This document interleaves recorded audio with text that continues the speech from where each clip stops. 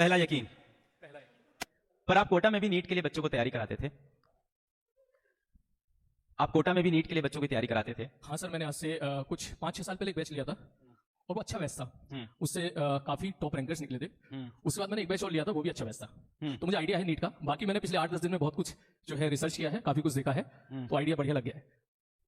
NEET का paper थोड़ा सा मेंस की तरफ, या थोड़ा सा ऐसा कह सकते हैं कि कम समय में थोड़े अच्छे सवाल कराने लगे जी।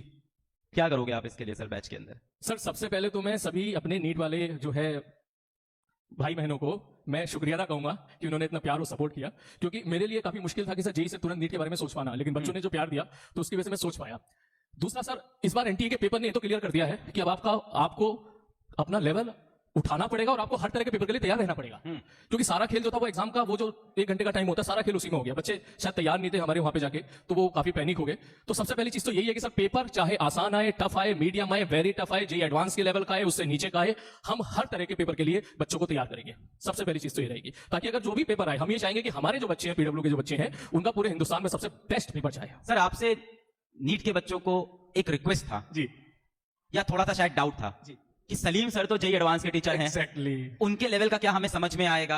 अगर हमें नीट की तैयारी में कुछ नहीं आता या बहुत कम आता है, हम बहुत कमजोर हैं फिजिक्स में जी, तो क्या ये एडवांस का टीचर हमारे कमजोर टॉपिक को भी स्ट्रॉन्ग कर पाएगा?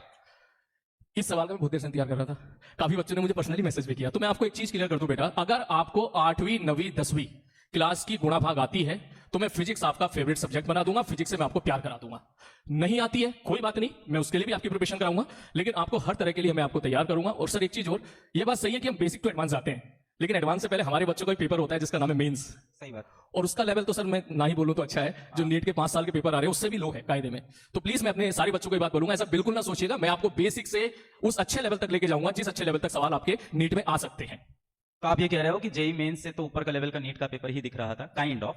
अच्छा, इसमें भी एक मैं बात क्लियर कर दूं, जब हम टीचर बोलते हैं कि नीट का पेपर जेईई मेंस से टफ है, तो हम सवालों को टफ नहीं बोल रहे हैं डायरेक्ट जी, हम टाइम गिवन पर क्वेश्चन के हिसाब से बोल रहे हैं पेपर बहुत टफ हो गया है। बिल्कुल, मतलब मुझे तो लगता है कोई मास्टर भी फिजिक्स का इस पेपर को 40-45 मिनट में सॉल्व करते तो धन्य हूं मैं देख के।